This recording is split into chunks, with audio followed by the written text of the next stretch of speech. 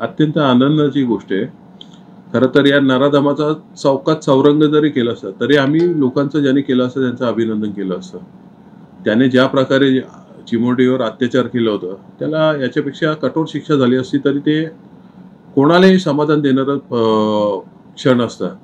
मी विशेषतः ठाणे पोलिसांचं अभिनंदन करेन, की त्याला जशास तसं उत्तर देऊन त्याने केलेल्या पापाची शिक्षा दिली आणि विरोधकांनाही विनंती करेन, की प्रत्येक गोष्टीवर राजकारण करू नका तुम्ही.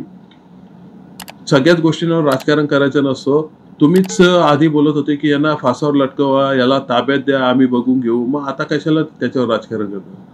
तर माझी सगळ्यांना विनंती आहे, की याच्यावर राजकारण न करता एक कुठेतरी न्यायदानाची एक वेगळी पद्धत या अशा नराधमांसाठी जी चालू झाली, ती यापुढेही चालू राहावी, यासाठी प्रयत्न करा.